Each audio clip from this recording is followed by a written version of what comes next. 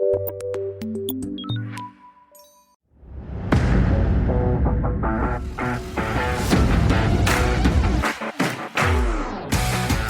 friends. Uncle Marv here with another episode of the IT Business Podcast, recording here at the ACES Conference in Minneapolis, Minnesota. It's lunchtime, and I got a couple of people that I'm doing interviews with. And right now, I've got Richard Wingfield, who is owner and head geek at Envision Design. Welcome to the show. Thanks for having me. Pleasure to be here. So let me first ask you, you call yourself an MSP, right? Yeah, we try not to say that out loud because clients don't know what that means. Right. Yeah. We're IT consultants. You're consultants. Yeah. I've heard that term mentioned a lot here, that Apple businesses are trying to say consultant more than anything else. Yeah. Is that something that's new, or has that been ongoing? It feels new in the last few years. Okay. For me, it's been ongoing. I don't know if you heard my presentation yesterday, but I self-identify as a recovering architect. Yeah. So that's what I did for a living for a number of years. And architecture is a consultancy. So I always approached the business as an IT consultant. We're going to ask you all the questions, figure out your stuff first, and then we have a solution for you. Gotcha. And I think, as I said in my presentation, I think a lot of IT has a solution, and they don't care what you do. That's one solution fits everybody. We all have a hammer. Yeah, that's right. That's right. Now, your business, if I remember correctly, is quite a few years old, early 90s. Does that sound right? Exactly. Yeah. Okay. I mean, I know we're not on video, but my ongoing joke for that is I've been in business way back when I still had hair on my head as a bald guy. That was a long time ago. Yeah, mine's getting there. Mine's getting there. I got the gray that I'm trying to, I'm not sure if I'm going to use that little gel to keep, just a touch of gray. I'm going to tell you from my gray beard, Yeah. you keep the gray and you just let people know that that's earned wisdom. That's wisdom. That's right. There we go. Yeah. Mm-hmm. Okay. So tell me, I mean, I've just got a couple of questions about the business. For another business that's been around 30 years or so, how's the landscape changed? I know that the world has changed with some of the Apple products and innovations. I know that the whole industry from the business perspective has changed. What have you noticed?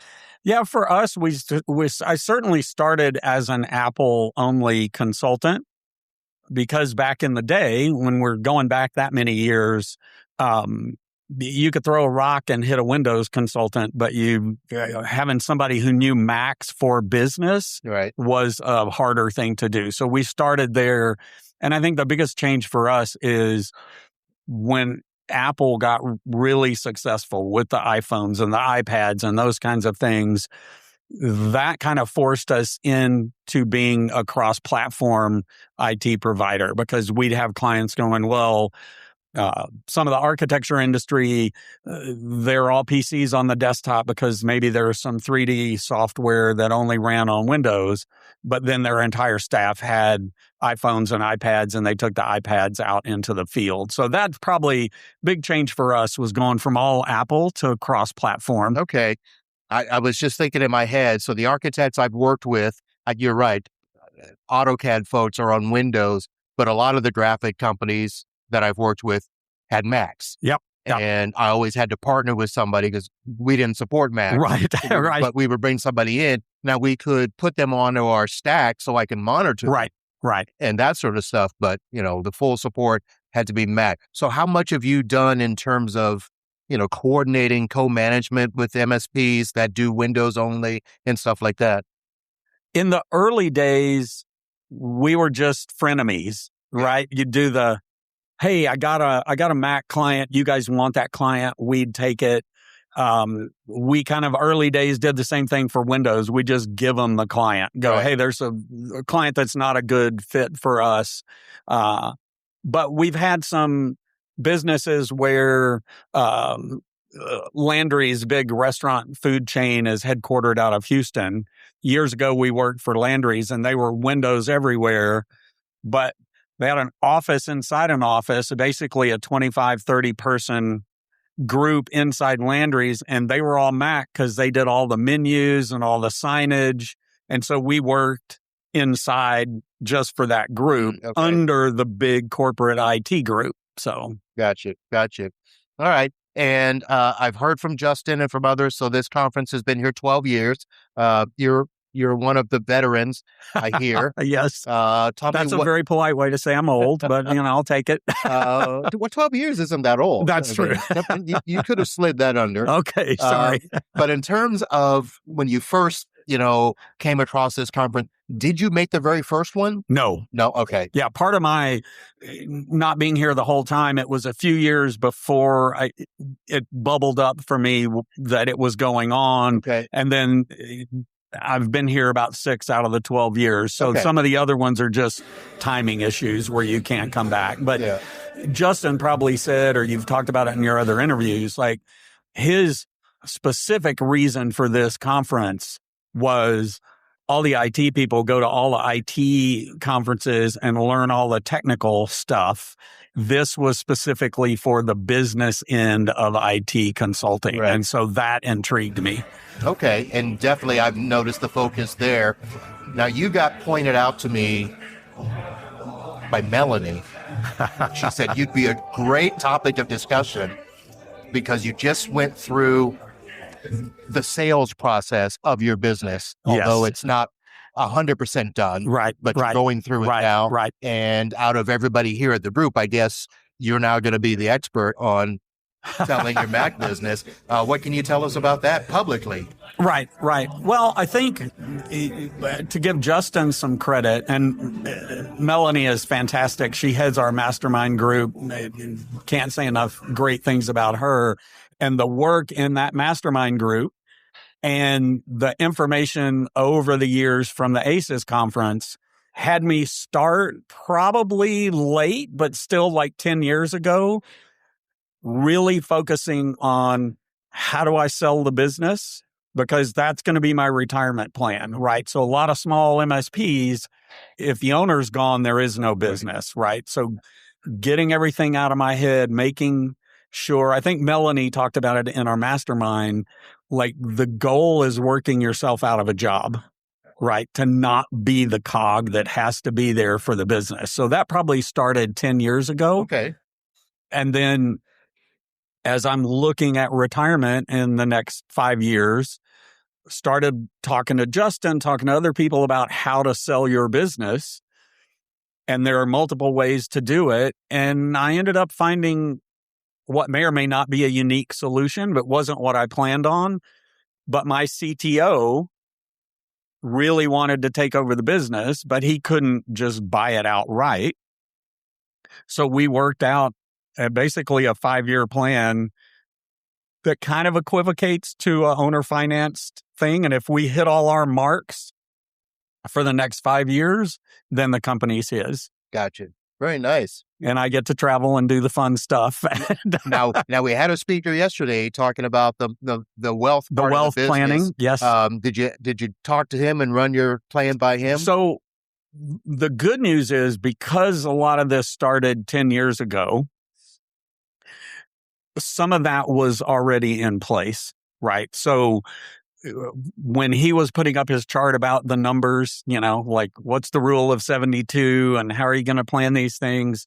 A bunch of those numbers I had already run because I needed to know that to decide what was a fair market value, what did I expect to get. I had talked to Justin about those kinds of things. So I'm feeling pretty good about where I'm at. And the nice thing about my CTO buying the company is there are clients we've had, the transition will be super easy. I've heard people talk about, well, this new group comes in, they bought the company, the existing clients don't like the new people. We won't have that transition problem. As a matter of fact, he even told me when we announced that he was going to be the owner. I was going to ask you about that. Yeah, we announced that he was going to be the owner, and the sign to me that I had done this the right way with Justin and Melanie and the people helping me make these decisions is my CTO told me, he goes,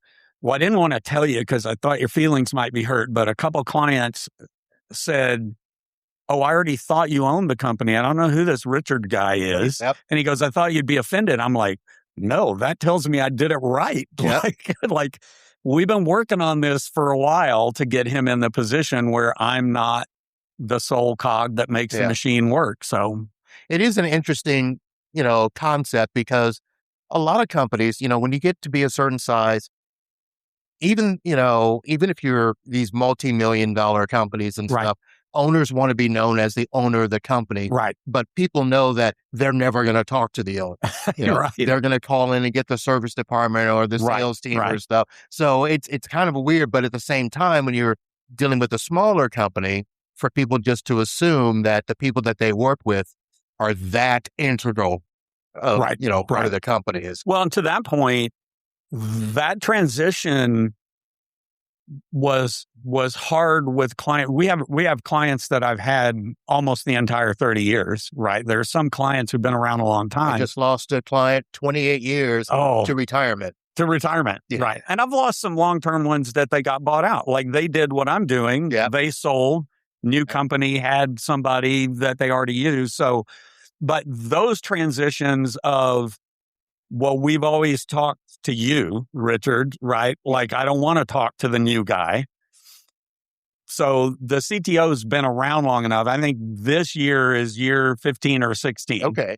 So he's been around long enough that even those long-term clients we've got them calling him first. They only call me if it's a big issue. Yeah, so very nice. Very nice. So I saw when I was doing a quick research on you, you've got a little side project. I should have asked you before if this is really something that you're doing, but you've got a little bit of a mindful productivity coaching thing going. Okay, so now I have to admit, like everybody else I know, when we talk about retiring, you're just switching to a different job, right? You're retiring. You're not really retiring. You're just changing from one job to another. Yeah. So the architect part of me, I think you have a lot of IT folks that are very productivity and list driven and all that kind of thing. So years ago, I got into the methodology around David Allen and getting things done. Okay. And that kind of, how do you get stuff out of your head, put it in a trusted system, do all that kind of thing. So that I ended up doing some coaching around that was separate from the IT stuff, like talking to people about productivity coaching and really taking it from individual based, how do you get things out of your head, get things done, to how do you do it with a team? Because implementing it in my team, like how do you make sure all the people aren't working on the same thing because nobody is talking to each other, or even worse, that task isn't getting worked on because everybody thinks somebody else is doing it. So it's called Go Bites. It's like getting organized, but in bite-sized pieces of information. Yeah. So that part I will keep doing. Okay. And I can do that in retirement at whatever level I need to do. So if I have a few clients and we do some productivity coaching, great. It's also can be in sync with what Envision is doing for managing and monitoring all the IT, because part of the unique bit for me with a lot of the productivity coaches is I have all the IT background. And a lot of that now is, all those lists and delegation and task stuff can be software across all your platforms and your phone and your Mac and your web and all that kind of stuff. So, so I'm still going to be working on that. But in retirement, I don't have to the wealth management thing. That doesn't have to be making a mortgage payment or whatever. I can do it as a thing I enjoy doing. Gotcha. You've got your 25 multiplier taken care of. That's right. and what does the family say about that? They're good with it, and it's been funny to talk to people about. One of the benefits of the pandemic was that all the clients that we had been telling we didn't have to drive over to your office to do all this stuff. We figured out how to do we figured out how to have them okay with us doing remote work, because during the pandemic you had to. Right. The coaching thing, and now that everybody lives on Zoom and all that kind of thing, the family's fine because I can talk to the wife and go, well, I can still do the coaching and I can get on Zoom from Italy or Paris or wherever we want to be while we're doing it. So, okay. It's funny. The year of our COVID was 6 years ago. Well, holy 7. cow. Yeah. And we're still talking about this transition period and stuff. And the whole idea that, before then it was all about, well, we don't see you enough. Right. And I just Friday, I went to go see a client before here, and the comment literally was, something must be wrong. Marv's here. I'm like, no, that doesn't have to And be. you're right. They used to complain about, I want you to hear more. Yeah. And now they're like, oh, it's bad news if you're here. You can't answer remotely. Must be bad. And I was like, wow, that's not fair. You're like, no, I just came because I know the cookies are on Friday. Yeah. And But the best comment that I got out of that is one of my clients. They're only like 20 minutes away from my office, but we had been talking about doing remote stuff because they had 2 branch offices that worked remotely. And it was so funny where he was so surprised at how quickly we could transition to move their office to be remote during that time. Yeah. Because he was like, what am I going to do? I can't send people home and stay in business. I said, no, all we got to do is turn on, remote access. Right. He's like, that's it. I'm like, yes, we already planned for this. And he's like, oh my goodness. So it was fantastic.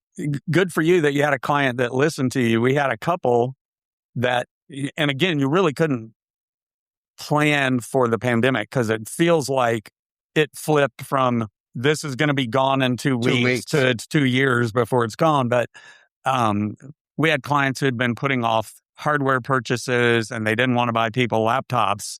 And within 2 weeks, you couldn't buy a laptop if you wanted because you couldn't buy a webcam. Right. That's true. All the webcams.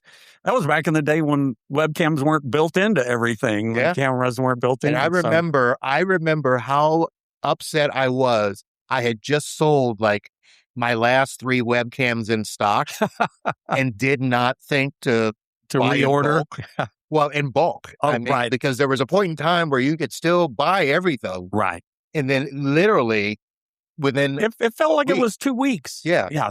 Just inventory was gone of everything. Yeah. So and I remember selling a client a little Logitech webcam that should have been $59 or $69 for like $300 just because he had to have it. Yeah. Yeah. And I'm like, all right. Yeah. It was crazy times for sure. All right, let me ask you just a couple of demographic questions. So I know you're based out of Houston. Yep.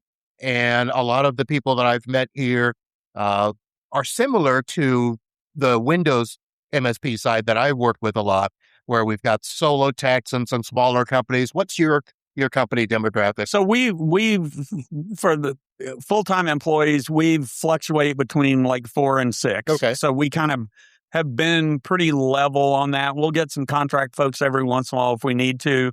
Our sweet point right now for clients is probably a 20 to 50 person office. Okay. Right. Nice. But we'll take clients as small as 5. That's like our entry point. Okay. You tell me if it's the same on the Windows side, but my experience is when you start to get clients with over 100 seats, they have internal IT for that. The short answer is yes. I myself, actually, even though I'm technically a solo tech, I've got subcontractors because I've got clients with offices in different cities. But I'm the only full-time tech. I've got an office person as well, and then the subs.